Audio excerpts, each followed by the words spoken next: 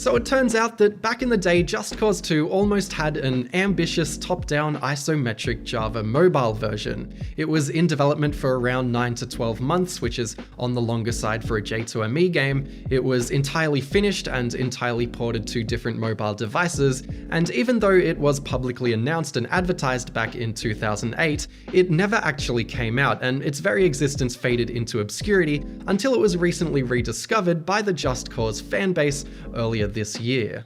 First, a blog post by an artist who worked on the game was found, which has 6 screenshots showing off the game's visuals, dialogue, and map screen, and then a whopping 147-page Danish university research paper written by one of the game's designers surfaced, which features a lot more screenshots and details the story and how the game played. It even seemingly documents all the dialogue from the game, which is really fun to see. And then a couple of days after that, we finally got to see the game in action when the CEO of the game's now defunct developer tweeted a full minute-long trailer for Just Cause 2 Mobile.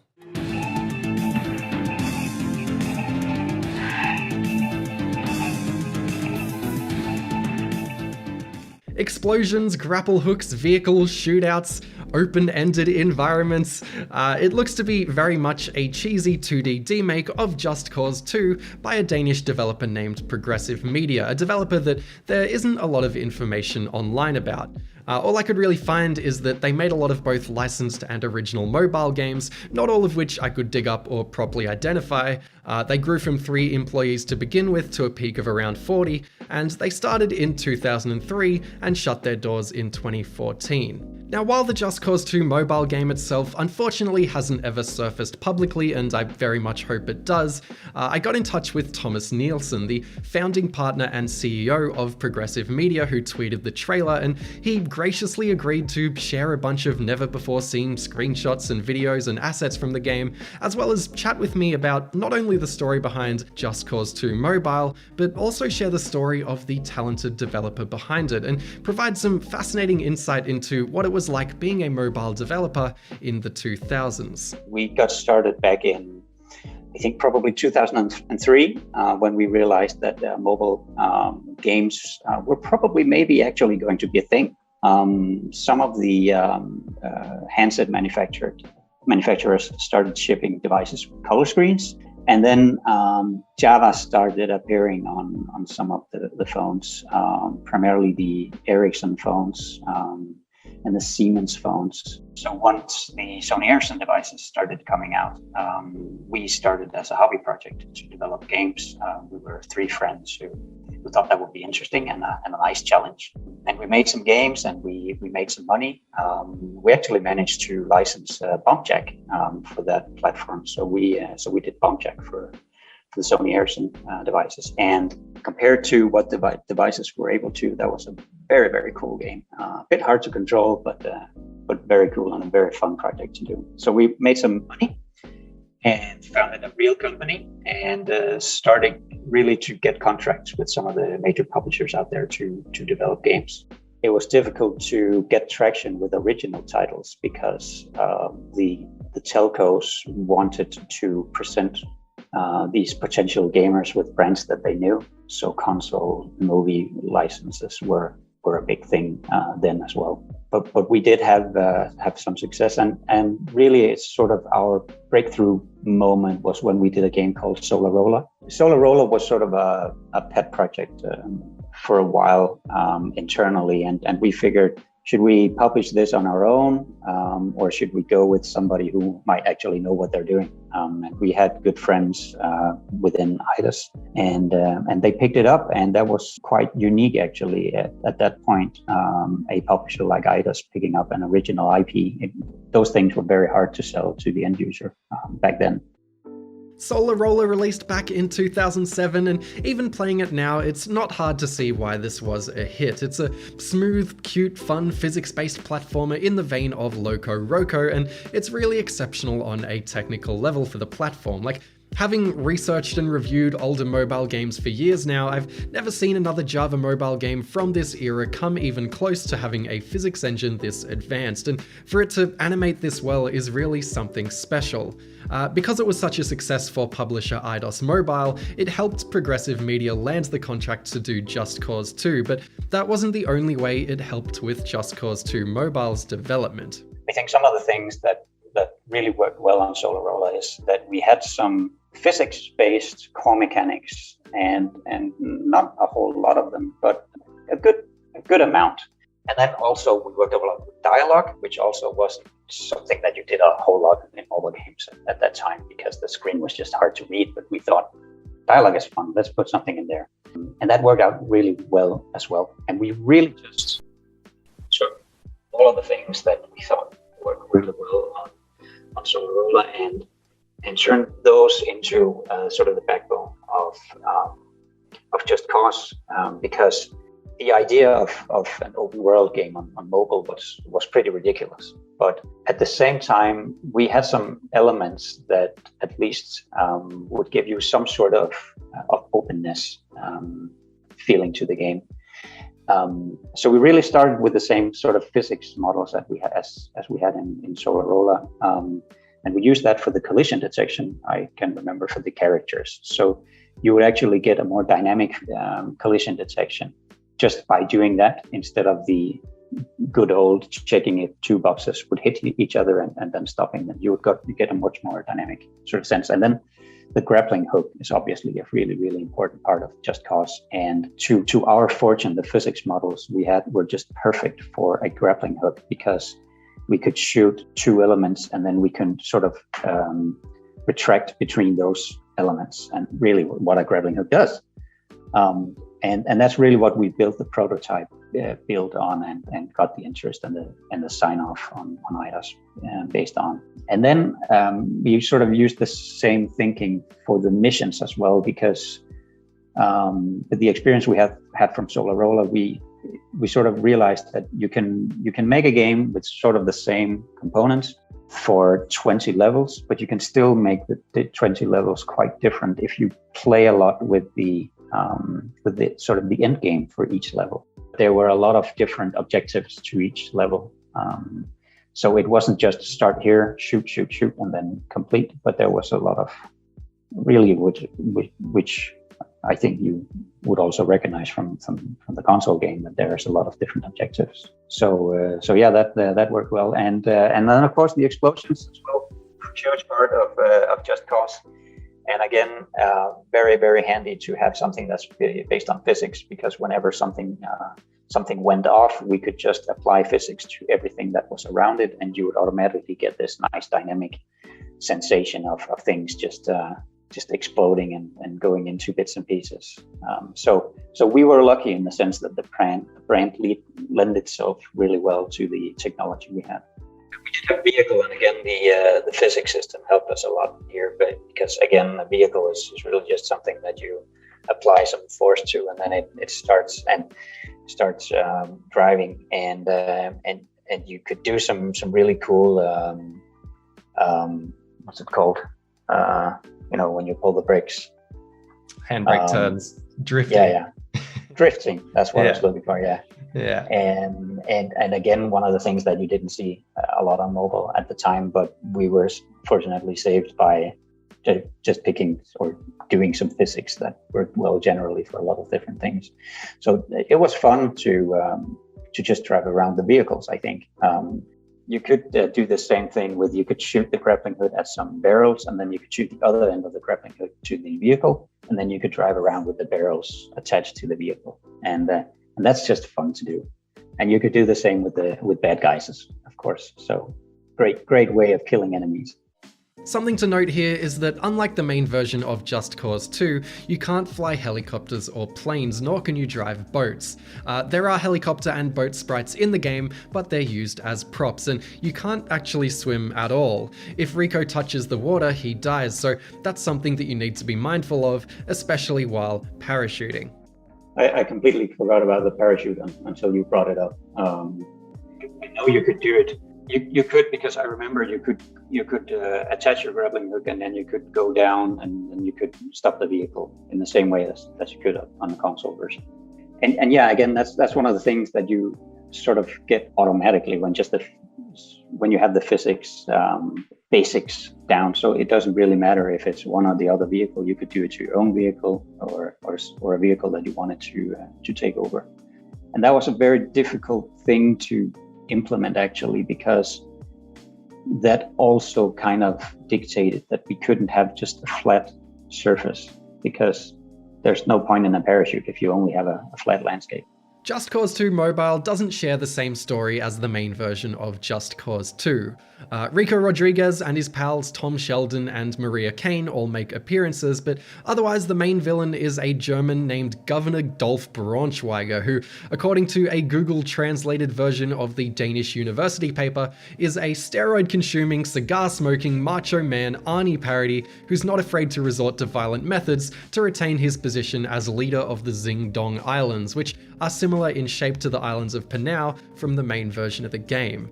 The two other villains are Sully, a hippie environmental extremist, and Fat Kong III, a drug lord who's become psychotically obsessed with the idea of punishing people who've lived sinful lives after being diagnosed with incurable cancer.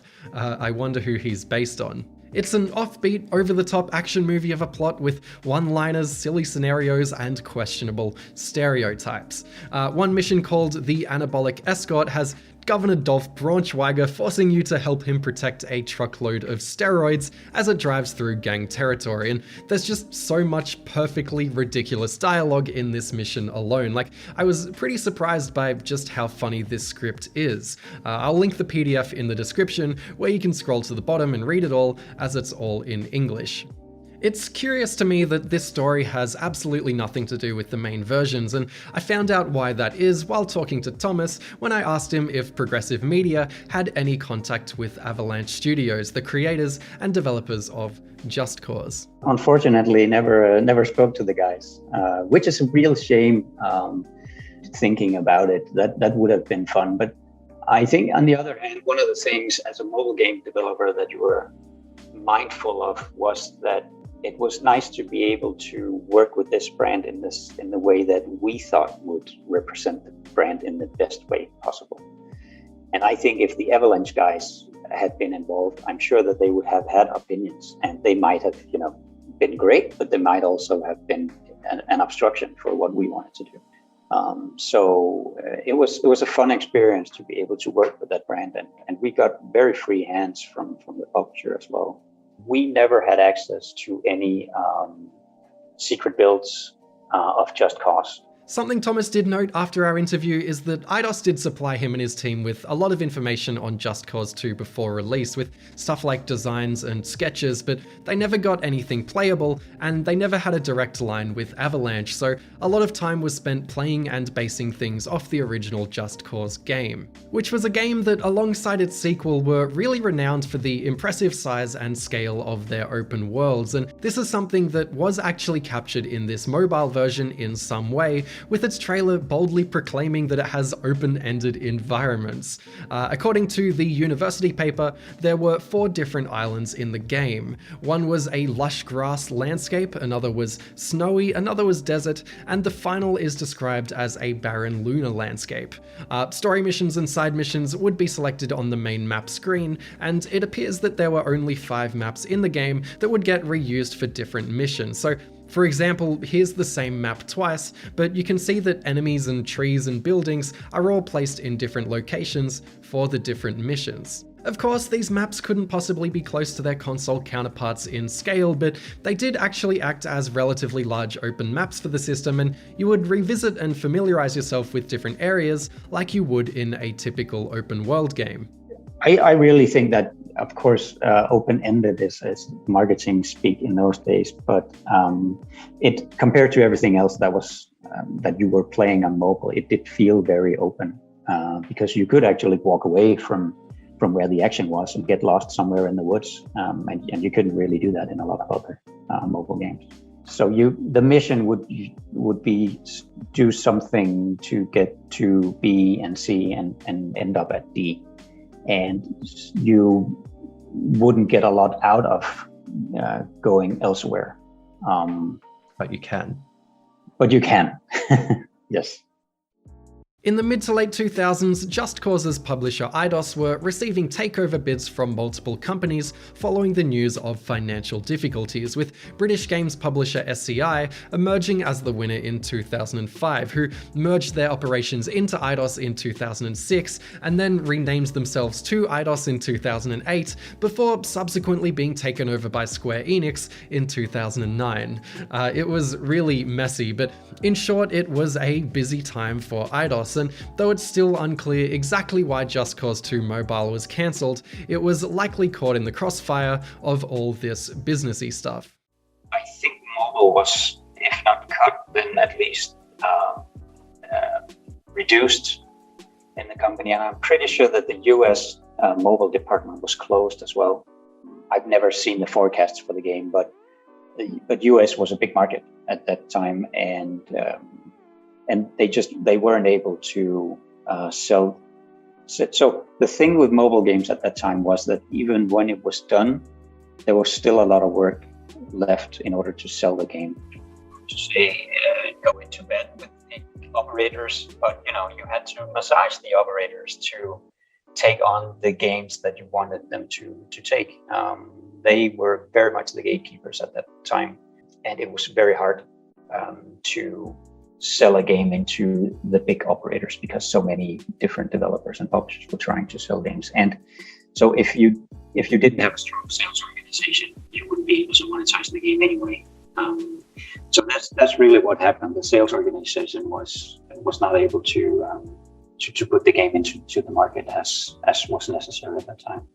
I remember Eidos shipped off some of their portfolio to other publishers, and I think EA Mobile took some of them at some point because they were then able to sell the games into the operators. But it never happened with Just Cause. When Just Cause didn't come out, we took everything we could and put that into a game that EA signed us to do for the Robin Hood movie. So you can actually get sort of the same, and then it was obviously bow and arrow instead of grappling hook, but you can get sort of the same feeling from that. This Robin Hood game Thomas is talking about features very smooth scrolling gameplay with very large open levels designed with multiple paths and side quests and competent stealth mechanics. It's clearly a very well put together Java mobile game, especially on a technical front. It doesn't feature physics nearly as heavily as Just Cause 2 would have, nor is it as ambitious, but it's nice to have a glimpse into how Just Cause 2 would have played and felt through this. It's just on another level compared to most other J2ME games at the time, and having covered other Eidos mobile games that did release from around that era, you can tell that Eidos were trying to release more complex and more advanced mobile games than what you'd typically see on the platform, which lines up with what Just Cause 2 was shaping up to be. Progressive Media would continue creating contract and original work after Just Cause 2, often partnering with EA Games through to their closure in early 2014. I mean, we were doing the same thing that Rovio were doing. We were scraping along, and we were kind of, we were good at what we did, but it was really hard to make a good profit in the industry at that time. And the publishers were very much better at negotiating contracts than we were because they had lawyers and we didn't. Or maybe we were just not as good business as those guys were. But we made a lot of games, somewhere between 50 and 100 games for mobile, for Nintendo DS, for Game Boy Advance, for the last title we did was actually for PC as well. So we went on as all the other game developers to iOS and Android as well. Of course, we built our own technology, which helped us do a lot of the porting work that you mentioned was a big task at that time, and one of the reasons why we managed to do that was we had the technology to do that. So those things were great, but we also were in a situation where we had few big clients. And in 2014, 3 of 5 projects we had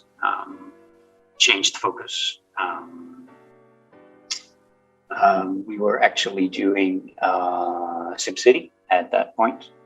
There was a lot of stuff going on with the PC version at that time because of the drama around it. A lot of drama, and yeah, there was some insecurity whether a mobile version would actually be the right thing to do at that point. And a couple of other projects, and for a developer like us, that would really hurt financially when the clients would change their strategy. So we had to close shop in 2014, and we managed to just push out one last game called ScHlAuChi, which is actually still on the market now with another publisher called Bedtime Games. They picked it up after us, and then that sort of has a lot of the same spirit as some of the other games we've done. So that's a good thing to pick up if you want a bit of the old Blizzard media. Yeah. And there we wrap up the video. Hope you enjoyed it. Thank you for watching, and thank you to Thomas especially for basically making this video possible.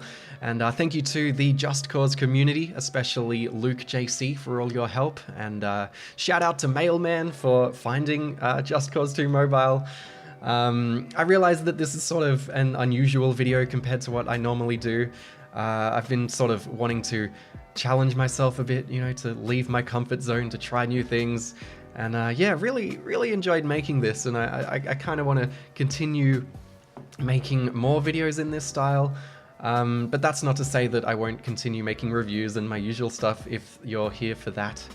But yeah, thank you to all my patrons. Thank you to all the patrons coming up on the screen, and a special thank you to my $5 patrons: Alex Austin, Analog Man, Anthony Gallagher, Anthony Valiant, Aradina Varan, Big J, Boggy Online, Bry, Cannondorf, CD-ROM Fossil, Connor Salinas, Dan Pierce, Daniel Gold, Devin Grandal, Dingo Dangle, Dominic Chikoki, Dopants, Down the Cat Hole, Evil Chicken, Felipe Megales, Gary Pay, Hazardous Kirby, Ian Lockhart, Jay Gouls, Jenny McGlynn, Kane Ramsey, Kayla, Lucas Racevic, Major 1940, May Aris, Mazaki, Melanie G, Michael Brennan, Minimme feels like he's wearing nothing at all. Mr. Sunday Movies, Mustache Duct Tape, Oscar, PK Ponky Kong, Patrick Kirst, Peter Soros, Pewix, Plague, Ritalin for Kids, Robbie Grieg, Ruth Knappman, Sam King, Sam Liss, Scott Hazlitt, Skyed Panthera, Spoofer, Tio, Test Drive Unlimited 2, The Dan Marty, The Last Great Opium Den, Tix, Trevor Corbin, Trixie Emerson, Wasteland 997, Wayner's Boss, and Zindictive. Thank you all for supporting as usual, and take care of yourselves. Bye.